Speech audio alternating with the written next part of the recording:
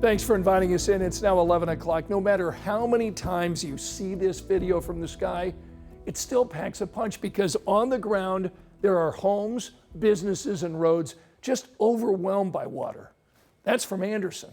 But there are similar scenes all across Indiana, like here in Cambridge City. This is where a curfew tonight is in effect. The curfew periods run from 8 p.m. until 7 a.m. for the next week. Town leaders taking emergency action to keep people off the streets and safe. We've got team coverage for you tonight at 11. Brandon Schaff is live in Muncie. We've got Alex Almanza in Noblesville. We're going to hear from both of them in a moment, but let's begin with Rob Ellis. He's in the Weather Center tonight, in for Angela, and tracking Friday storms that will add to these already dangerous water levels. Yeah, Rob? we're talking record flooding. In fact, we did have some new information come in from Anderson that is suggesting that, yes, we have now reached the record highest level there in Anderson, 24.46. The crest is expected to be 24.8, but I think they're going to have to adjust that. It's going to end up being a lot more than that. The record was 23.6. You'll hear a lot more about that number. Here's the rivers that are all expected to flood. The Mississinawa, the White, the Big Blue.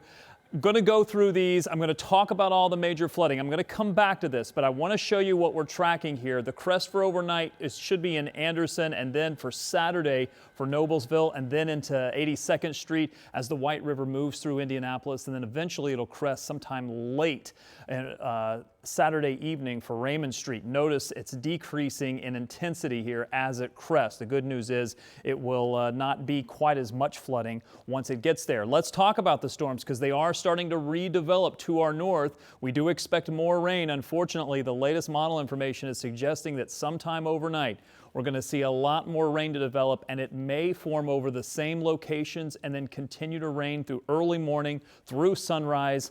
Good chance that we'll see afternoon showers and storms as well as that continues. I'll talk more about that, how much rain we could see on future track. That's coming up. All right, Rob, we'll see you in a little bit. And now to Delaware County tonight. This is where school districts are among those here in central Indiana delayed and closed tomorrow. You can find the entire list right now by going to WTHR.com. Flooding there taking its toll, keeping kids from class and forcing people out of their homes. We've got Brandon Schaff joining us live tonight in Muncie. So, Brandon, what are you seeing right now?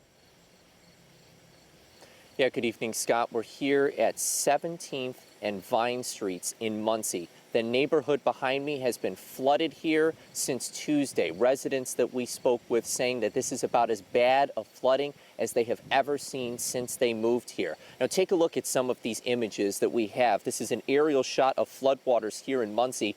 We saw water throughout the city, including here on the south side.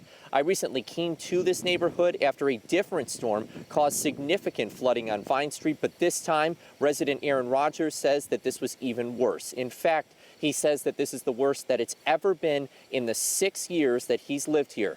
Well, when this storm came through on Tuesday, water rushed into his home where he lives with his wife and 4 dogs. We all got evacuated. The fire department came and Red Cross and put us in a temporary shelter. It was scary. Like I said, we're walking through shin-deep water. There was at least a foot of water in his home on Wednesday, and there's still 8 inches of water in there now. Rogers is staying at Grace Baptist Church with at least 20 other people who need shelter due to the flooding. Their dogs are at an animal shelter for now, and when they left, all they had was a change of clothes and 2 bags. Everything else was soaked.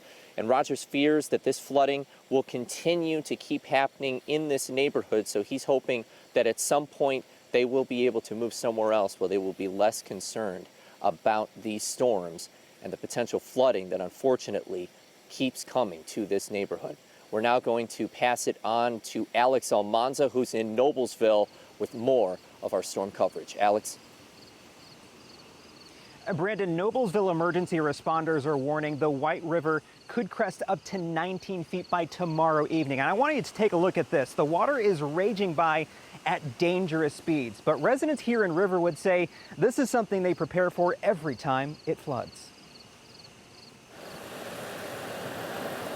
It's one thing after another. Just a day after heavy rainfall flooded parts of central Indiana, Hamilton County is seeing its share of water. And in Noblesville, it'll continue to rise through the week. You can see from Drone Cam 13 the White River Dam near Riverwood. Huge tree logs and branches being violently tossed by the rushing water. Drivers like Jerry and Gail Wakeman are making their way across this neighboring street while they still can. Are you going to try going through here? Yeah. No, we'll back up. No, I can see the yellow stripe all the way through, so I will go through there. And, You will? yeah. Oh. If you do happen to drive through the water, upstream this neighborhood isn't any better. Streets are underwater. Yeah. Kim Hansen clenches her teeth. The river will always win when it comes to, I mean, you just look at the destruction of what it's going to do. Watching her boat dock get smacked with tree logs. We've been laughing all day calling it Riverwood TV because this is what we do. We're like, wow, look at this. Look at that tree coming. As a couple ropes and metal bars keep the dock in place, it's become a neighborhood spectacle. Hansen also owns this trading post nearby. Are you worried about your trading post? No. So the store should be fine. If the store goes under, that means most of Noblesville is underwater. She still holds on to hope, but around here, the river gets the last word. And I'm happy to report that her boat dock is still here, but to be honest, it's not really doing too well. 2 of the 3 support beams have already snapped off, so there's only one metal beam that's kind of really holding the whole thing together. The owner of this boat dock tells me that she's hopeful that at some point it'll kind of, the river will kind of allow it to kind of stay there, but she's really not too confident. If it does break off, she says she's gonna have to call someone in Indianapolis, is probably most likely where it's gonna end up, Scott. Well, we hope that doesn't happen. Alex Almanza tonight in Hamilton County. There are mandatory evacuations happening right now in Anderson. The water there is up to some people's doorsteps. The White River there now at record levels. In fact, we found people today stopping to pick up sandbags. Madison County was giving them out tonight to anyone who needed them. And we also talked to some Hoosiers just coming to terms with this extensive damage. They told us they're trying to salvage whatever they can. Oh, it's going to be definitely covered, and with especially this more rain that we've got, and just knowing that everything you've worked hard for, saved for, built. I helped remodel this house with my parents, and just watching it all in ruins is heartbreaking. All I got's a book bag of clothes and what's on my back and my animals. Everything else is done. The mayor of Anderson also filed a declaration of local disaster emergency. And they're not just worried about people in these communities, they're also concerned about animals. So with the help of volunteers, the Animal Protection League in Anderson successfully evacuated more than 300 dogs and cats. They put out a call and Hoosiers answered. I was stunned at how many people came. I mean, it was been utterly chaotic because we didn't have a plan and nobody knew what was going on and everybody knew. But at the end of the day, we've got them places, and the community responded in a positive way to help, and that's touching.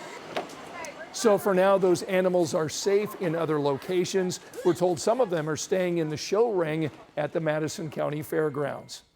INDOT expects to reopen I-70 in Centerville tomorrow. This is in Wayne County. Floodwaters there washed away the westbound lanes last night. Crews have been working around the clock repairing the damage that you see here. INDOT sharing these photos with us on social media. There is a detour in place. Right now in Wayne County, there is a travel watch in effect. So that means that conditions are threatening the safety of the public. And as you can see on this Department of Homeland Security map, more than a dozen Indiana counties are currently asking drivers to use extra caution on the roads. Indiana Governor Mike Braun declared a statewide disaster emergency in response to this historic flooding. He was in Wayne County today, checking out all the damage in Cambridge City. This is where that temporary curfew is in place. Governor Braun talked about the state response to help Hoosiers. All state agencies, DNR, Indiana Department of Homeland Security, and others, and the assets involved will be ready to help. So these don't come along often, but when they do, it's a time for local governments to shine and our state government to get everything back to normal. Newcastle is about 15 miles away from Cambridge City. The mayor told us He ran out of road closure signs before noon yesterday, saying a road that looks safe isn't necessarily safe. We have numerous roads that look like it's just as nice as this parking lot.